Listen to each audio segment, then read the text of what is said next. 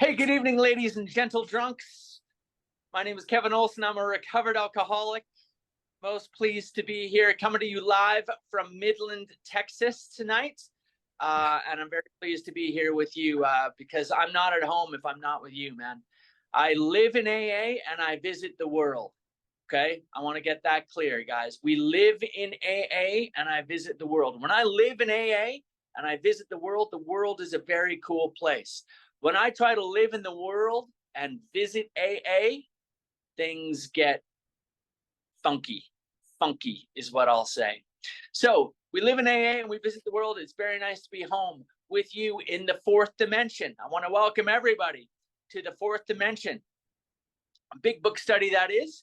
And as always, guys, we will start the meeting off tonight with the set-aside prayer. God, please help me to set aside everything I think I know about you, about me, about my fellow man, about the 12 steps. Please allow me to gain a fresh new vision, perspective, and understanding of what you, what me, what my fellow man, and the 12 steps are all about. Amen. And as this is the fourth dimension big book study, I always like to read the two parts of our book that refer to the fourth dimension, one of which coincidentally is going to occur in the natural course of what we're reading tonight. So I'm only going to read the second one tonight, and the other will just naturally evolve through what we're reading. So we're going to be on page 25 for this one. And on page 25, Bill writes that we have found much of heaven, and we have been rocketed into a fourth dimension of existence of which we had not even dreamed. Okay, we're going to be rocketed into that fourth dimension, baby. All right, so now everyone who has their video on in particular, everybody please put one hand up like this. Everybody put another hand up like this. And everybody go, oh yeah. The problem with the YouTube recording, Rob, is nobody has no idea what we just did. They can hear. Sorry, I just had a phone call come in. It's one of my sponsees. I'll delete that call, that's for sure. No, I'm kidding. Yeah, they can't tell what we did. For anyone listening on YouTube, we just raised the roof, baby. We just raised the roof, okay? And I'm gonna have fun tonight. I highly suggest you do too. It's completely optional, but I insist. We absolutely insist on enjoying life in AA. We absolutely insist on enjoying life. I insist on enjoying life, man. This life is not a vale of tears. We are not a glum lot. I insist on enjoying life, okay? And we get to live the good life here in AA. I really believe that, okay? So tonight, I'm very excited. I'm excited. This has been the best part of my day so far. Okay, I've had an incredible day here in Midland with all the clients and all that good stuff and my team that works for me and all that stuff. It's been great. I'm at home right now with you. I feel more at home right now than I have any time else today. And I'm just really, really excited and pleased to be here. And I couldn't be more excited to be sharing this part of the big book with you guys. Because brothers and sisters, any of you who have never read this, let me tell you that the entire world is about to change here for us on page 8. Page 8 of the book, the entire world. My life and yours changes on page 8 forever, okay? And this is something that we've talked about in detail, okay? Can anyone who's on the call, anybody want to unmute themselves? Oh, by the way, before we get started, my man, Brad, cannot be here tonight. And so I see my buddy Vincent on the call. Vincent, would you be kind enough to be a reader for us tonight? Hi, Kevin. Yes, absolutely. I'll read tonight. That's great. All right, buddy. Okay. I love it. I love it. Thank you so much, Vincent. You always do such a phenomenal job. Does anyone have the courage, though, to unmute themselves? And we'll see if any of what I've been teaching the last couple of weeks has been kind of sticking in. Who is the first person in the history of the world to have access to all 3 pieces of information that an alcoholic like me needs in order to achieve recovery in Alcoholics Anonymous?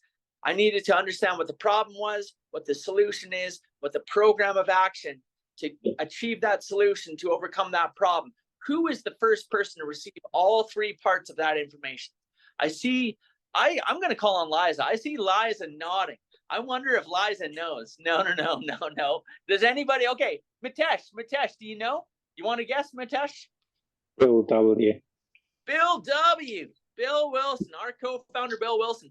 Very nice, very nicely done. We're gonna give Liza a hand too, just cause. Okay, very good. Because she was nodding and because I think she's picking it up. It's very good. Okay, so we're gonna see the exact moment that happens.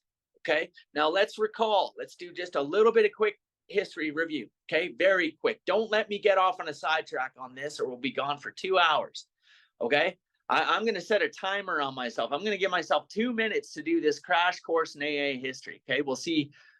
I can hear laughter in the background. Like, yeah, okay, I'll do my best though. Okay, Bill Wilson gets the problem from Dr. Silkworth. We read that. Okay, we read that. So Bill Wilson he's sitting alone in his apartment in his house in Manhattan. He's drunk. And he knows what the problem is, but self-knowledge avails us nothing. Self-knowledge is not a cure. Me sitting around knowing the cycle of alcoholism, knowing what the problem is not a cure for alcoholism, okay? Now, we did a little bit of a history lesson. We know that a guy named Rowland Hazard went and met with Dr. Carl Jung, met with him for a year, couldn't get sober, got drunk again after a year.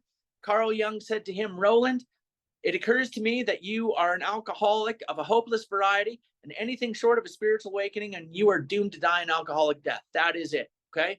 And Rowland says, what do? I don't want to die an alcoholic death. Is there no hope for a guy like me? And Carl Jung says, yeah. Or is there no exceptions, is what he says. That's the quote. Is there no exception? Carl Jung, says, yeah, from time to time, men like you have had vital spiritual experiences. And Rowland says, oh, okay, well, that's great, because I go to church. And Carl Jung says, not so fast, smart guy. Okay, just going to church ain't enough, man. And I don't know how to make this thing just happen for you. The odds of this thing just happening to you are like the odds of you getting struck by lightning, but good luck, okay?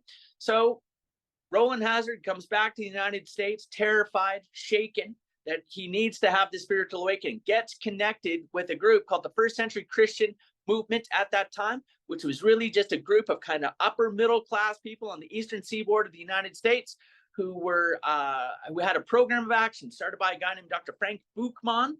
Dr. Frank Buchmann gave us the first original steps of our group, of the Oxford group, the First Century Christian Movement, which later became the Oxford group. The 6 steps are on page 263. It distilled down, they really just amount to surrender, confession, restitution, and service, which is the basic framework of our 12 steps.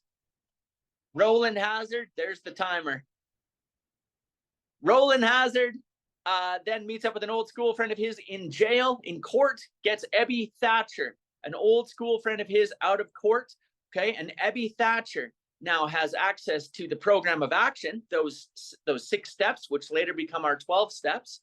He also has access to the solution. He's learned that a spiritual solution is the solution to alcoholism. What piece of the puzzle does Ebby Thatcher not have right now? He doesn't know what the problem is. He's never heard of the problem.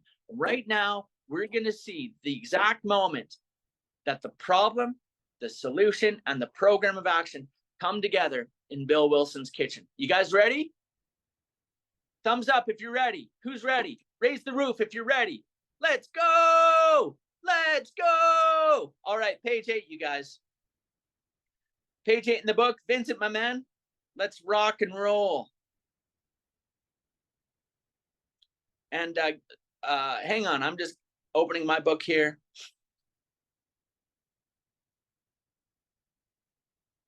Okay, Vincent, we're going to start again at trembling. I stepped from the hospital a broken man. Can you kick off for us there? Absolutely. Vince, alcoholic. Hey, Vince. Trembling, I stepped from the hospital a broken man. Fear sobered me for a bit. Then came the insidious insanity of that first drink. And on Armistice Day, 1934, I was off again. You know, there's a lot packed into that second sentence. I don't know about you guys, but fear can get me sober for a little bit. I can get sober on fear for a little while, for sure. Okay. I'm terrified of what happened. I don't want to, this is, I've hurt everyone I've ever loved and destroyed everything I ever cared about. And man, I'm afraid. I'm afraid for a little while, a guy like me can stay sober on fear. And then he says, man, then the insidious insanity. I love the way he says that. The insidious insanity. What does that mean? Does that mean he went and did a bunch more crazy stuff? No, it means he had one thought, one insane, insidious thought. I've been thinking a lot about this, man, because I just lost a very good friend of mine, a very good friend of ours, a good friend of Primary Purpose Group, my home group, died. He's dead. He's gone. He's gone. He's dead. That's it. There's not going to be another meeting for him. There's not going to be another time around recovery for him. He's dead. He died. And all of that started with one insidious thought, just one thought. And that's, as powerful as Alcoholics Anonymous is, as powerful as God is, as special and precious as recovery is, every once in a while something like that happens, and I'm reminded about just how fragile this thing is, how fragile it can be. One insane thought, and that's it. That's the insidious insanity. I used to think that the insanity of alcoholism was all the crazy, insane things I did when I was drinking. And I would actually go to 3-topic discussion meetings, and they would say, any topics? And I'd say, like, yeah, let's talk about insanity, because I wanted to hear you tell all your funny stories and all your funny war stories about when you were drinking. I thought that was the insanity of alcoholism. No, not according to our book. In our book, we are clear. The insanity of alcoholism is one thing only. That is the insane thought that precedes the first drink. Guys, am I drunk when I have that thought, or am I sober when I have that thought? Stone cold sober. And that should terrify everyone on this call as it does me.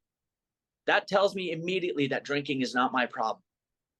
That tells me that I have an unmanageable life, the way that I feel and the way that I think, and the way that I feel leads to these insane thoughts to get that relief of picking up that first drink. That's the insanity. And all of that happens when I'm sober. Okay? All of that happens when I'm sober. So Bill kicks off. He succumbs to the insidious insanity of that first drink. And what's interesting to me is he says on Armistice Day, which is November 11th. That's Remembrance Day. Okay. Well, Bill Wilson is a guy who really fought in the war. He went and fought in World War I. Okay. And he talks about in his story, he's going to talk here in a little bit about the stuff that he saw when he was fighting. And probably there was maybe even some post-traumatic stress disorder there. There's also probably some level of self-pity about what he went through. And I'm guessing if he's a guy like me, he was able to justify himself picking up a first drink because hell's bells, don't you know what I went through in the war? What a perfect excuse for a guy like me to pick up a drink. I just think it's interesting that it's Armistice Day when he starts drinking again. You guys understand what I mean?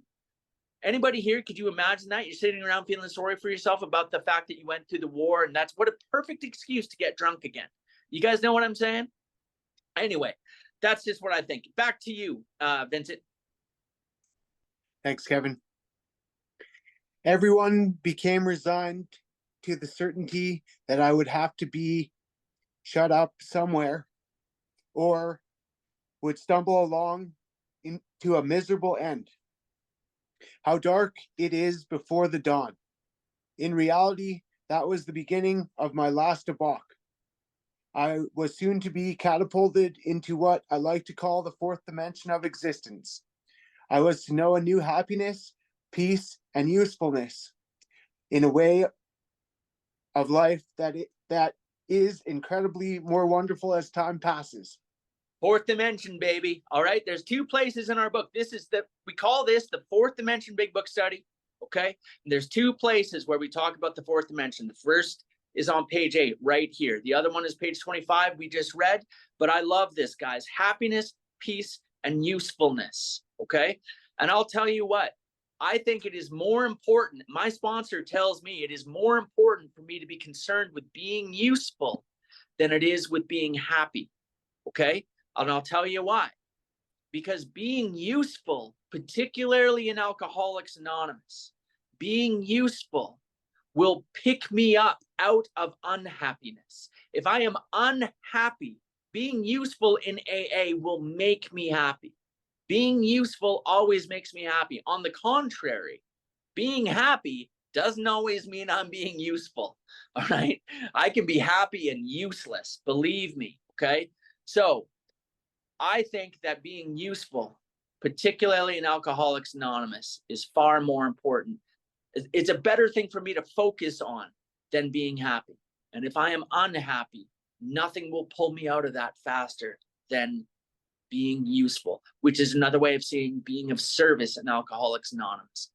I'll tell you what, guys, some of you know I went through a very, very long, bad season of grief over the last 6 months or so, just starting to come out of it. Okay, thank God. And I will tell you that what saved my life over the last 6 months was not my sponsor, although my sponsor is as good as they come, and he is the finest man that I know on the planet. But the people that saved my life were my sponsees. My sponsees are the ones that saved my life, because when I was thinking and concerned about their suffering, I was no longer obsessed with my own suffering. Okay. So again, I just say happiness, peace, and usefulness in the fourth dimension. I think it's good to focus on usefulness as opposed to happiness. Okay. Back to you, Vincent. Thanks, Kevin. Near the end of that bleak November, I sat drinking in my kitchen. With a certain satisfaction, I reflected there was enough gin concealed about the house to carry me through that night and the next day. My wife was at work. I wondered whether I dared hide a full bottle of gin near the head of our bed. I would need it before daylight. I understand that kind of thinking 100%, man. When I was drinking, I was not concerned with the drink that I had in my hand. What drink was I concerned with? I was concerned with the next drink and where it was going to come from. And I was concerned about the bottle that I was going to have later tonight. Where was that? Okay. As an alcoholic, we're like animals. We're like animals, always hunting and thinking about the next drink. That's how I was. Okay. And if one of my favorite speakers, Mark Houston, says I was a mad dog for alcohol, and I need to be a mad dog for Alcoholics Anonymous. If I put in as much effort and thought into AA as I did into drinking, I'm going to be just fine. So right now, we are going to meet Ebby Thatcher. Okay, Bill and Ebby Thatcher, an old school friend of his, are going to reconnect right now, and this is where everything changes. The whole world changes right here. Back to you, Vincent. Thanks, Kevin. My musing was interrupted by the telephone. The cheery voice of an old school friend asked if he might come over. He was sober. It was years since I could remember his coming to New York in that condition. I was amazed. Rumor had it he had been committed for alcoholic insanity. I wondered how he had escaped. So how did he escape? He escaped because Roland Hazard came to court with Shep Cornell and Seba Graves. They came to court with Roland Hazard, spoke on behalf of Ebby and said, we got Roland Hazard sober. Maybe we can get Ebby sober. The judge said, Roland Hazard, because I know you and I know your father, I'm going to let this man go. That's how he escaped from going to jail. Of course, he would have dinner, and then I could drink openly with him. Unmindful of his welfare, I thought only of recapturing the spirit of other days. There was that time we had chartered an airplane to complete a JAG. His coming was an oasis in this dreary desert of futility. The very thing, an oasis. Drinkers like that. I always like to think about this, Ebby and Bill, chartering this plane to go complete a JAG, which is to say they were partying and they didn't want to shut it down, and they chartered a plane. Okay, these are not winos and rummies living under a bridge. These are not destitute men. These are very, very wealthy men who have been cut down and chopped to pieces by alcoholism, okay, and by drinking. And now Bill Wilson is at the bottom, and Ebby Thatcher is here for the first time ever to bring into frame for Bill the problem, the solution, and the program of action. And I'm just going to read this next line, Vincent, because I love it so much.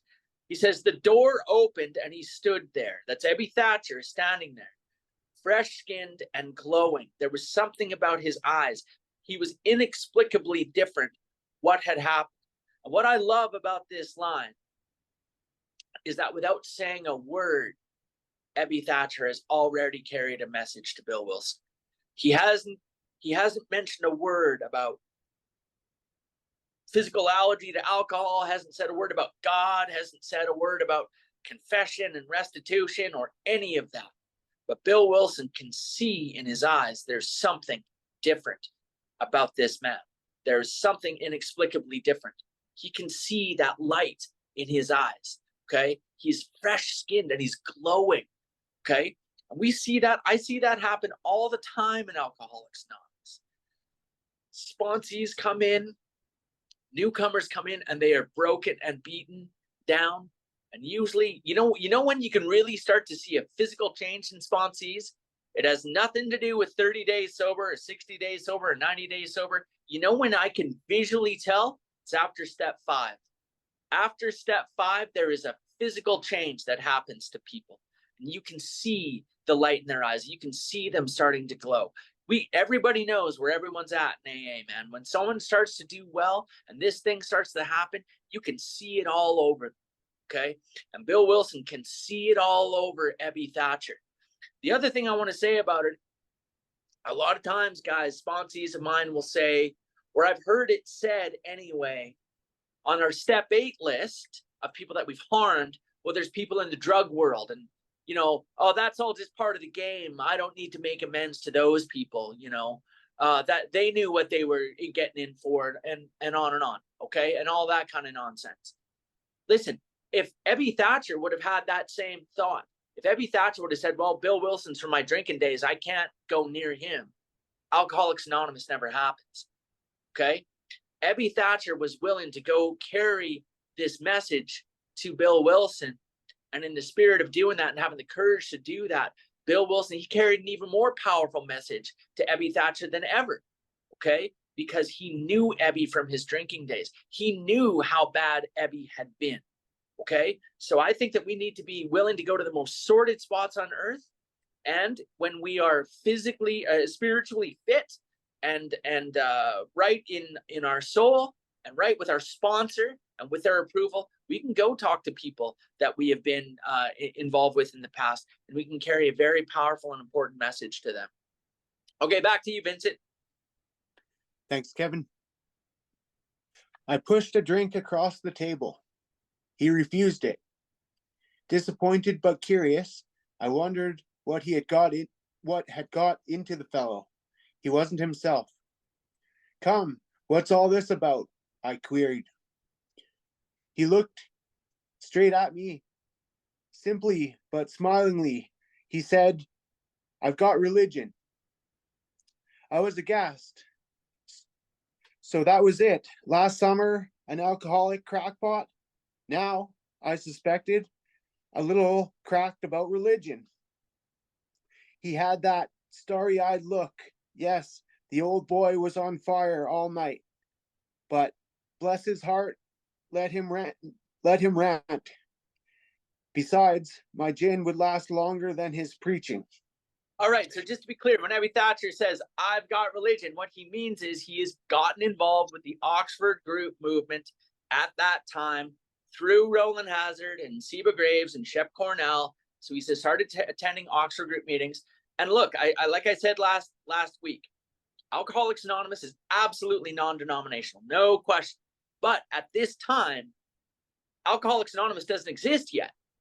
This is the seed is just being planted right now. Right now, Ebby Thatcher is a member of the Oxford group, and the Oxford group were religious. Okay, they were a Christian movement. That is irrefutable. But we're going to see in a few lines how we were able to stay open-minded in a way that allowed an alcoholic like me to become open-minded to the concept and the idea of just spirituality in general. Okay? Back to you, Vince. Thanks, Kevin. But he did no ranting. In a matter-of-fact way, he told how two men had appeared in court, persuading the judge to suspend his commitment. They had told of a simple religious idea and a practical program of action. That was 2 months ago. The result was self-evident. It worked. All right, beautiful. So two men had appeared in court. Seba Graves, Shep Cornell, okay, originally on the Friday, appear in court to convince the judge to suspend the commitment of Ebby. They come back on Monday with a third guy, Roland Hazard. Okay, so Roland Hazard, Seba Graves, Shep Cornell, go and talk to the judge, convince the judge to suspend his commitment. What do they talk about? A simple religious idea. Step 2, that God conquers alcoholism. God is more powerful than alcoholism. That's a simple religious idea and practical program of action. Program of action to achieve the solution to overcome the problem. Now, how long ago was that? 2 months ago. Well, how long do you need to be sober before you can start carrying the message to another alcoholic? Well, I don't want to cause any controversy, but it's irrefutable that our program begins when a guy who was 60 days sober carried the message to a guy who was still drinking. Okay? That's irrefutable. So you want to talk to me about how long? I hear people say all the time, you got to have at least a year in before, or you should have 5 years sober before you start sponsoring people. Well, I don't want to cause any controversy, but the reality, irrefutably, is that Ebby Thatcher was 2 months sober when he carries the message to Bill Wilson. Back to you, Vince. Thanks, Kevin. He had come to pass his experience along to me if I cared to have it. I was shocked, but interested. Certainly, I was interested. I had to be, for I was hopeless. He talked for hours. Childhood memories rose before me. I could almost hear the sound of the preacher's voice as I sat on still Sundays, way over there on the hillside. There was that proffered temperance pledge I never signed. My grandfather's good-natured contempt of some church folk and their doings. His insistence that the Spears really had their music, but his denial of the preacher's right to tell him how he must listen. His fearlessness as he spoke of these things just before he died. These recollections welled up from the past. They made me swallow hard.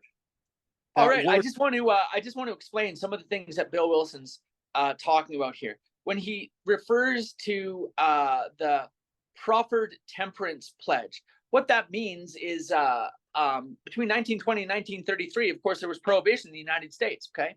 And lots of families, lots of people, lots of groups would sign a pledge that said, I pledge not to drink alcohol ever, and so on and so forth.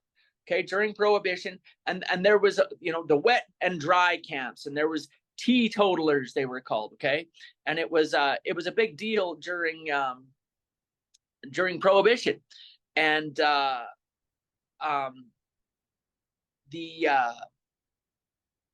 what he's saying is, I didn't sign it. I didn't sign that proffered temperance pledge. He's thinking about that. Okay, then the other thing that used to really confuse me was this idea, his insistence the Spears really had their music.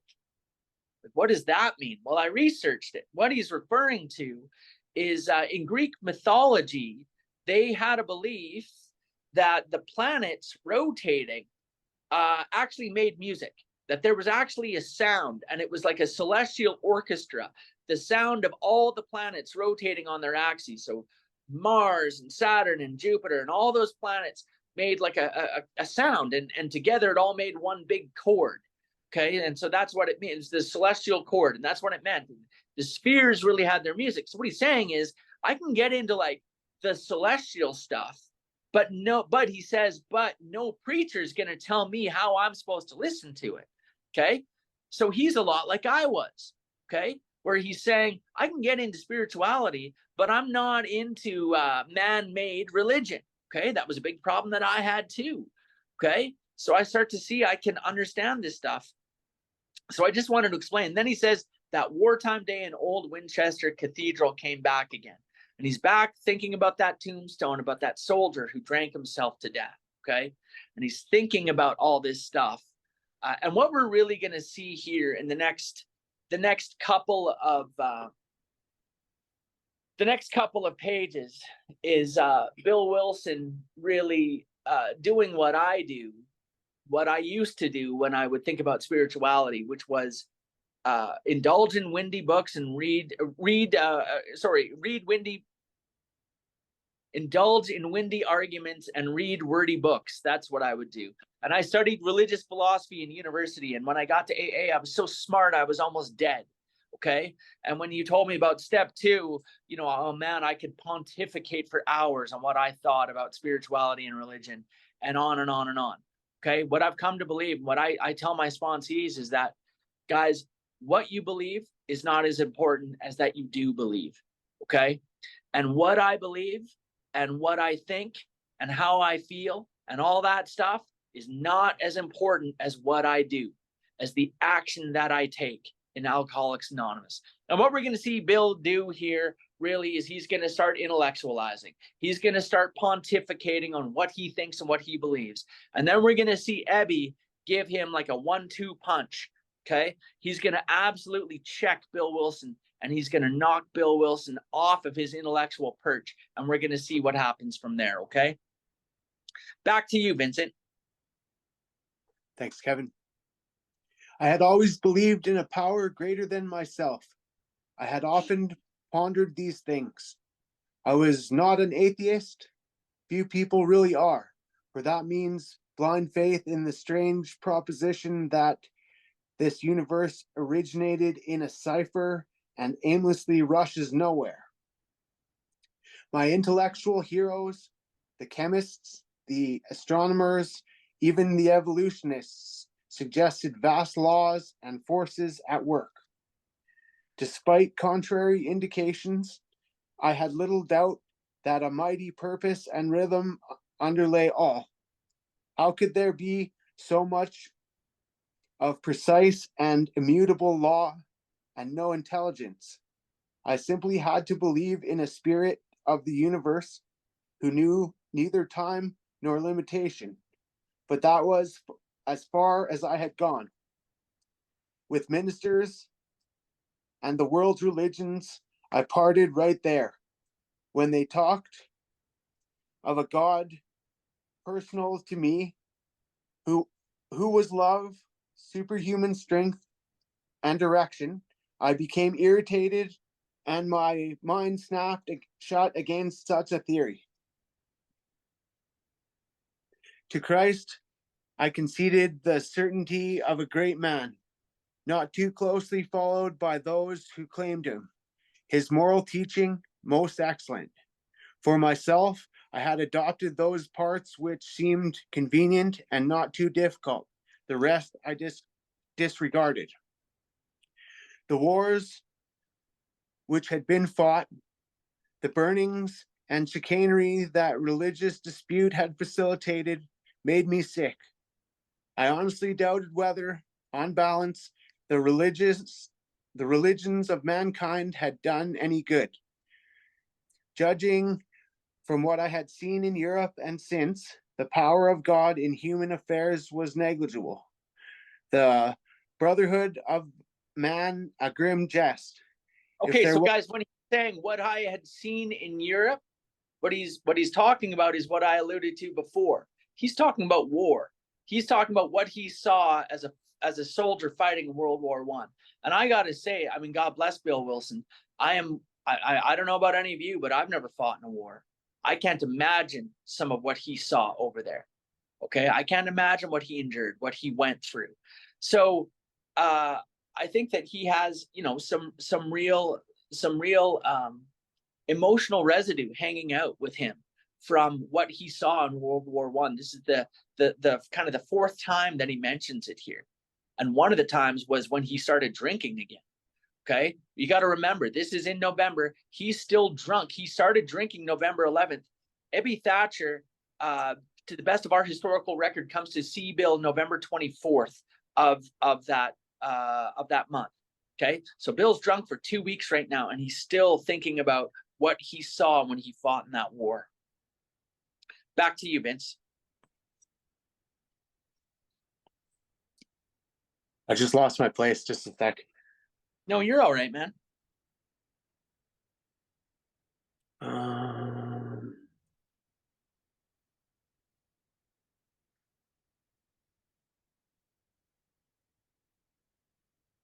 Oh, So here we it's- go.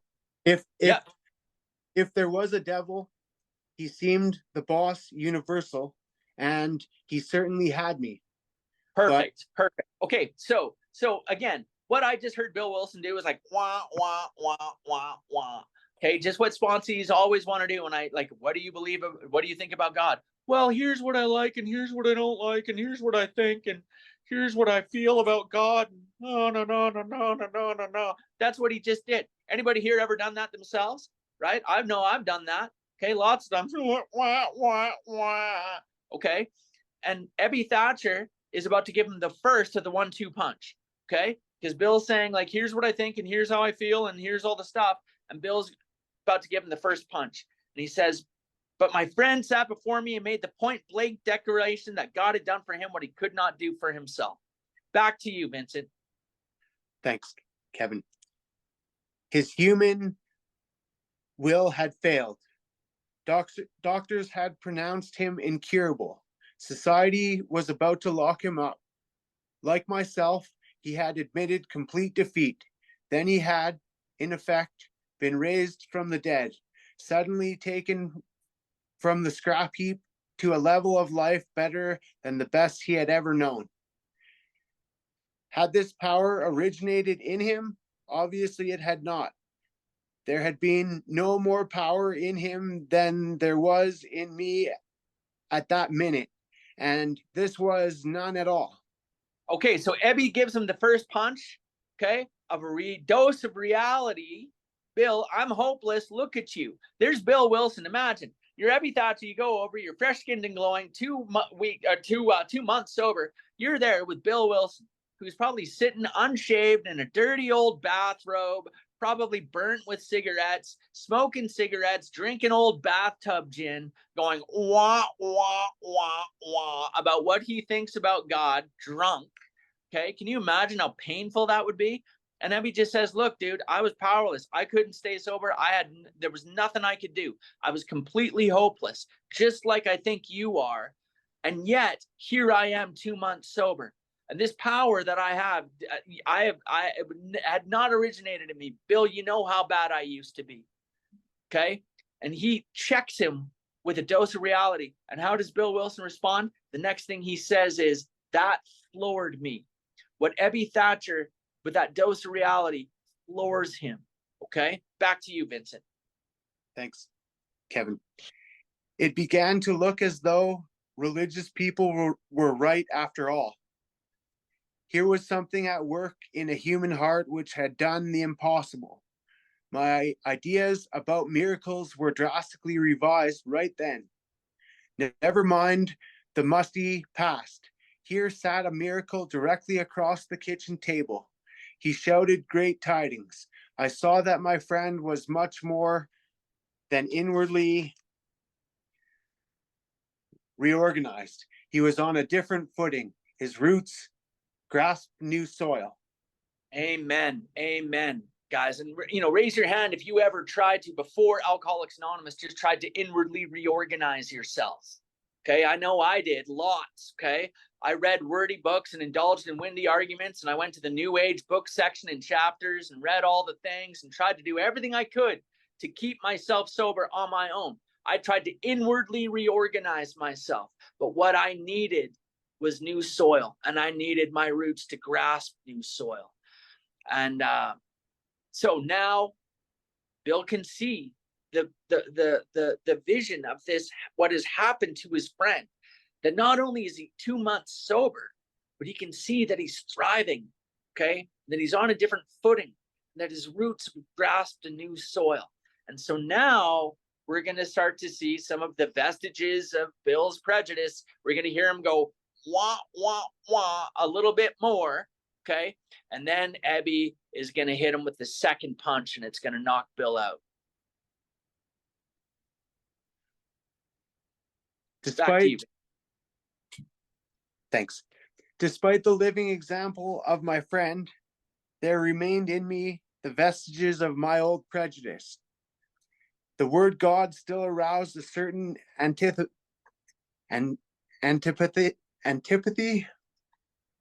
when the thought was expressed that there might be a God personal to me. This feeling was intensified. I didn't like the idea. I could go for such conceptions as creative intelligence, universal mind, or spirit of nature, but I resisted the thought of a czar of the heavens, however loving his sway might be. I have since talked with scores of men who felt the same way. Okay, so now, ready? Okay, Ebby's winding up. He's winding up. Bill's going wah, wah, wah. Ebby's winding up, and now he's about to swing. My friend suggested what then seemed a novel idea. He said, "Why don't you choose your own conception of God?" Boom! Boom! Do you hear that? Boom! Why don't you choose your own conception of God? That is something unique to Alcoholics Anonymous, unlike anywhere else I've ever been, man. Everywhere else in the world, they want you to buy their brand of religion, and you better do it quick. This is the first time that they were open enough to this idea, this concept. And where did this come from? This idea of a conception of God, of our own understanding, choosing our own God. Well, there's a lot of speculation. There's a lot of reference to a guy named Jim Burwell, who was the alcoholic atheist. And there's a lot of talk about the group in Cleveland was the first one to really break away from the Oxfords and say we need to really kind of start our own thing. I think the reality is the idea of a conception of a God of our own understanding actually came from God himself, okay? Because he knew that a drunk like me, filled with prejudice and intellectual snobbery, was never going to get through the door of spirituality if I had to pick someone else's brand. If they gave me the autonomy and the sovereignty to pick my own, it was enough for me to just become willing to find something. That's what we're going to see right now. Right now, we're going to see Bill Wilson take step 2. And so the next thing he says, by the way, is that statement hit me hard. Ebby gave him the 1-2 punch. He gives him a dose of reality. Boom. And then says, why don't you pick your own God? Boom. Okay. And now Bill is ready to take step 2. Back to you, Vincent. Thanks. It melted the icy intellectual mountain in whose shadow I had lived and shivered many years. I stood in the sunlight at last. It was only a matter of being willing to believe in a power greater than myself. Nothing more was required of me to make my beginning. Okay, I want everyone to make a note. That piece of italics there, and italics in the big book are vitally important, okay? I've been told that actually back when they were printing the big book, it was not like word processors like it is today. It was actually done on old printing presses. And every time they chose to do italics, they had to stop the process, reset the thing, and it was a little more expensive. So they were very, very economical and very, very insightful about when they chose italics. And that moment is the moment that Bill Wilson takes step 2. And all that is required for us to take step 2. It doesn't matter what we believe or how smart we are or what type of religion we're in or anything like that. The only thing that matters is that I'm willing. When we get to the chapter, We Agnostics, I'm going to remind you guys, we're going to come back here. When we read the 2 propositions, the two questions for step 2 in the chapter We Agnostics, we're going to see that this is where Bill Wilson takes step 2. It is only a matter of being willing.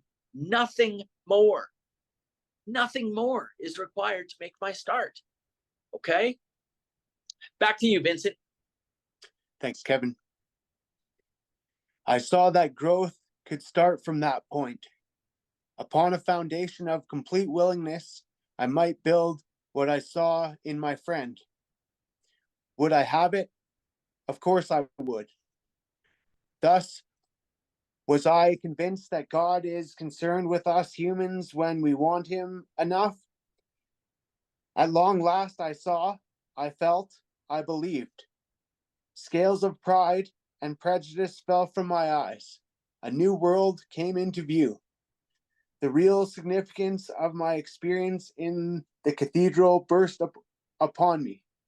For a brief moment, I had needed and wanted God. There had been a humble willingness to have him with me, and he came. But soon the sense of his presence had been blotted out by my worldly clamors, mostly those within myself. And so it had been ever since, how blind I had been. Okay, now, that line, guys, is key. And that's a line that I use with my sponsees a lot. Okay, so please make a note of it. On page 12, when sponsees want to know, when we're trying to convince, and explain to sponsees, why do we need to do the rest of the steps? I believe in God. What's the problem? The problem Bill outlines here brilliantly.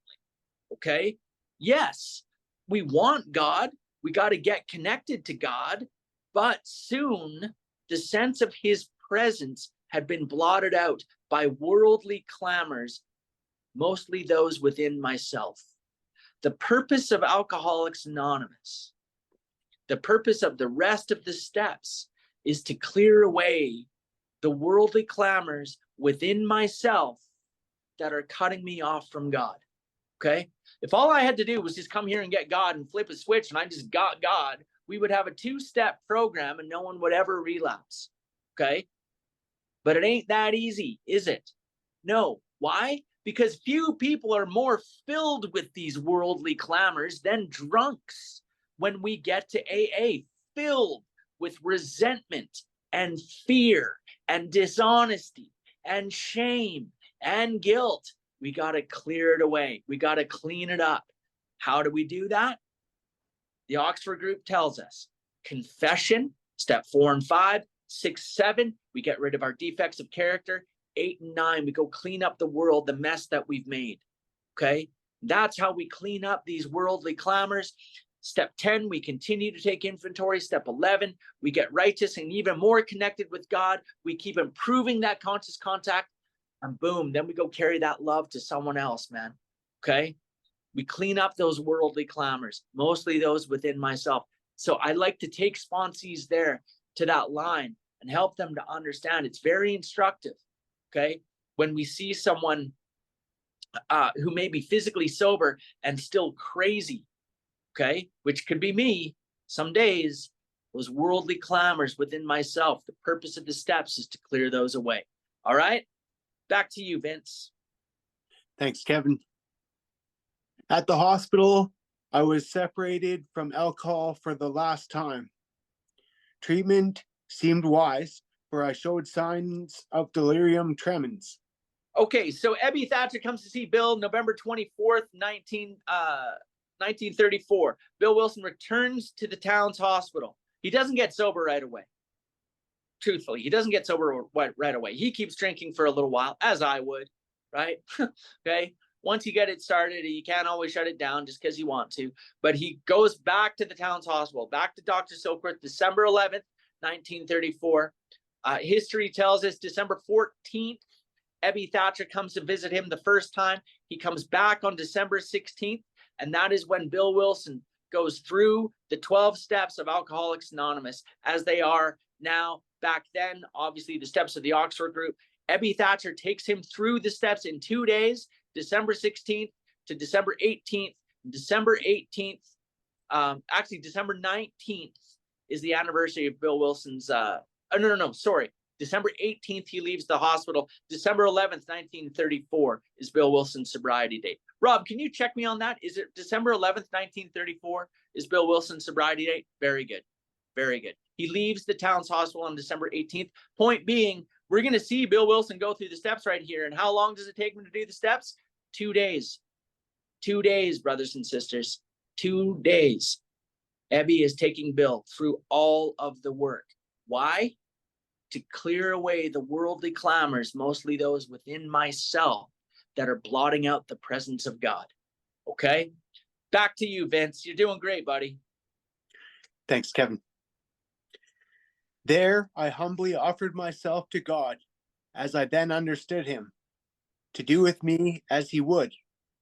I placed myself unreservedly under his care and direction. I admitted for the first time that of myself I was nothing, that without him I was lost.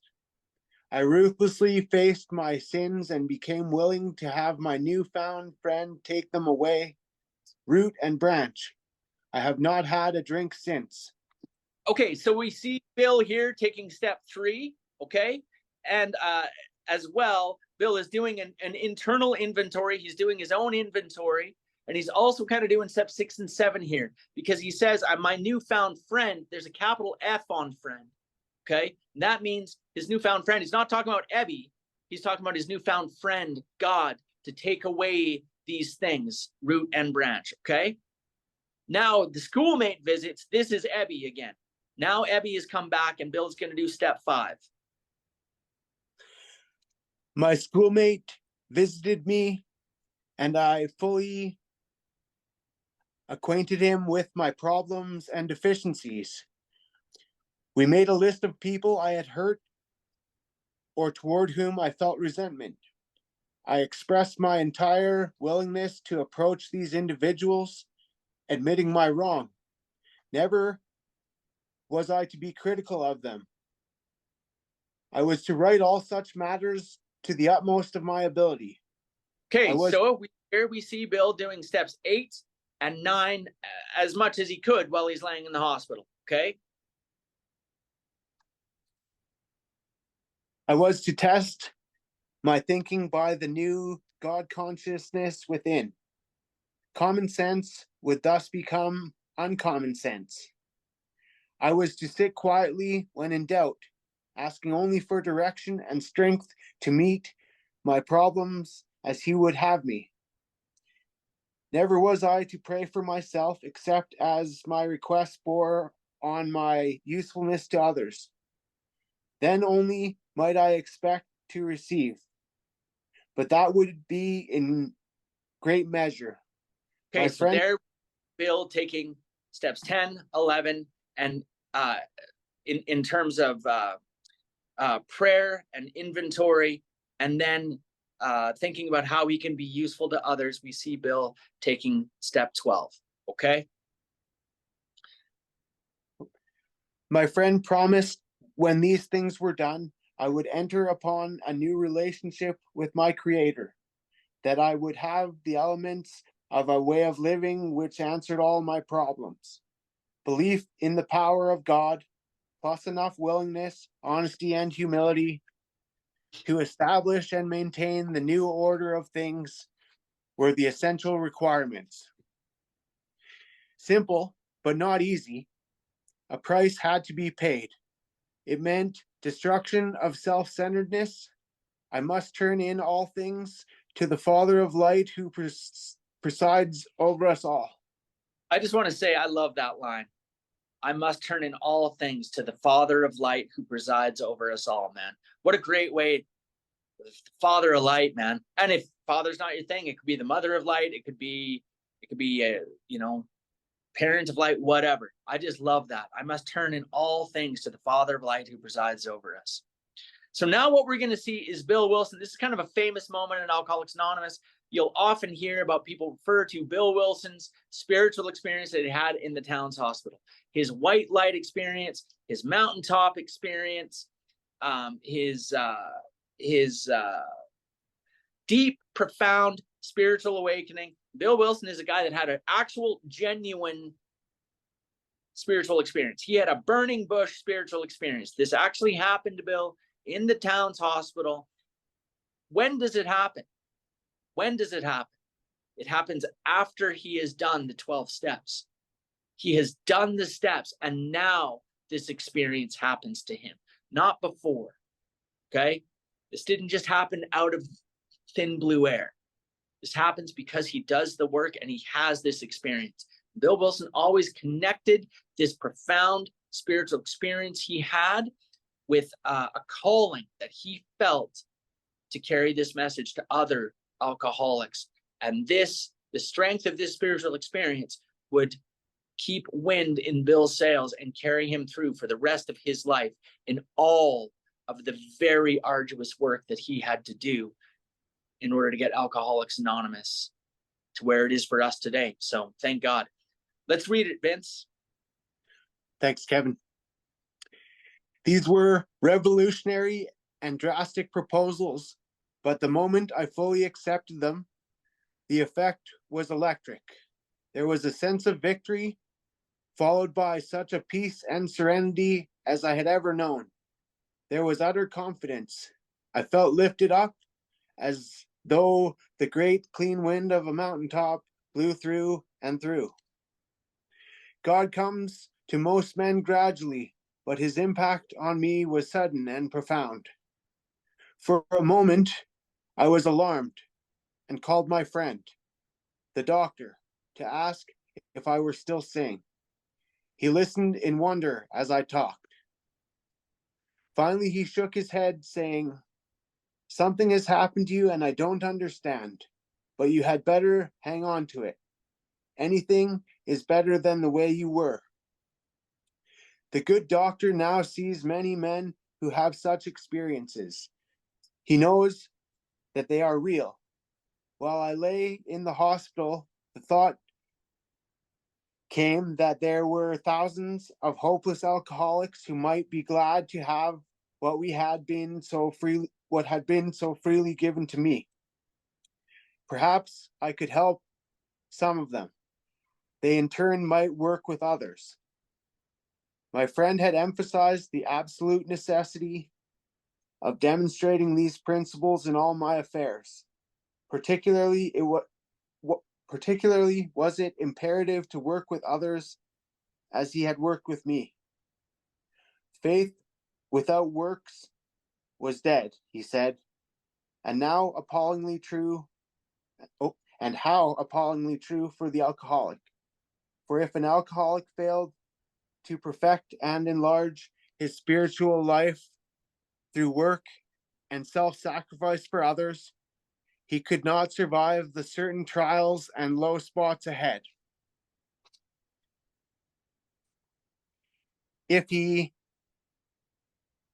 did not work, he would surely drink again. And if he drank, he would surely die. Then faith would be dead indeed. With us, it is just like that. All right. So one of the things I always like to point out is that there are going to be certain trials and low spots in our life. If we're going to stay sober for any prolonged period of time, hopefully to the end of our days here on this mortal coil, we are going to have our turn in the barrel sooner or later. Okay? It's going to happen. We're going to get sick. Our company's going to get downsized. Someone we love is going to leave us. These things all happen to us. Okay? In AA. It's just the way that life is. We don't get to shield ourselves from life's little bullets here in AA. What we have is a program and a toolkit that we can use to overcome these things without having to drink, okay? And I like that it says we have certain trials and low spots ahead. Not all trials are low spots. Some trials can be incredibly good things that happen to us. Because the only thing more dangerous for a drunk than bad luck sometimes is good luck, okay? So we're going to have lots of trials, and some of them may be very, very good things that happen to us. And those can be just as much of a challenge to us drinking again as the low spots, okay? So that's all I wanted to say. I'm gonna. I know we're over time here, and I have to get to a dinner here in Midland. So let's keep reading. Vince, we'll read out to the end, and then we'll close for the night. Okay. Yes. I just lost my place again. It was my wife.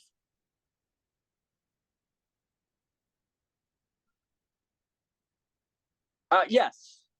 Got it. Yeah. Thank you. My wife and I abandoned ourselves with enthusiasm to the idea of helping other alcoholics to a solution of their problems. It was fortunate for my old business associates remained skeptical for a year and a half, during which I found little work. I was not too well at the time and was plagued by waves of self-pity and resentment. This sometimes nearly drove me back to drink, but I soon found that when all other measures failed, work with another alcoholic would save the day. Many times I have gone to my old hospital in despair. On talking to a man there, I would be amazingly lifted up and set on my feet. It was a design for living that works in rough going.